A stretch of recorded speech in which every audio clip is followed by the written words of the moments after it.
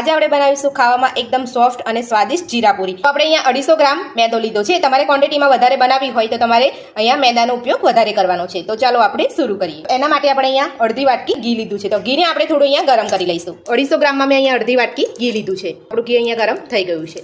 તો ઘીને આપણે અહીંયા એક વાસણમાં લઈ લઈશું। તો ઘીને આપણે સેટ ઠંડુ થવા દઈશું। ત્યાં સુધી આપણે અહીંયા 2 ચમચી સફેદ તલ લીધા છે। સફેદ તલને આપણે અહીંયા મિક્સર જારમાં અધકચરા પીસી લઈશું। તો આપણે અહીંયા તલને પીસી લીધા છે। તમે જોઈ શકો છો આપણે આ રીતે તલને પીસવાના છે। તો હવે આપણે અહીંયા ઘીમાં નાખી દઈશું તલ। આપણે એમાં 1 મોટી ચમચી જીરું નાખીશું।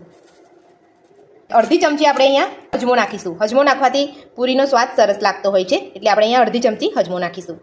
સ્વાદ પ્રમાણે મીઠું નાખીશું। તો બધું સારી રીતે મિક્સ કરી લઈશું। ઘીમાં મિક્સ કરી લીધું છે। હવે આપણે અહીંયા મેદાનો લોટ ઉમેરી દઈશું અને હાથેથી આપણે બધું જ મિક્સ કરી લઈશું। હાથેથી આપણે અહીંયા બધું સારી રીતે મિક્સ કરી લેવાનું છે। તમારે બધું મિક્સ કરીને પછી તમારે એકવાર આમ મુઠ્ઠી વાળી જોવાની। તો જો અહીંયા મારો લોટ સરસ અહીંયા મુઠ્ઠીમાં આવી ગયો છે। તો આપણું અહીંયા મોવણ એકદમ કમ્પ્લીટ છે।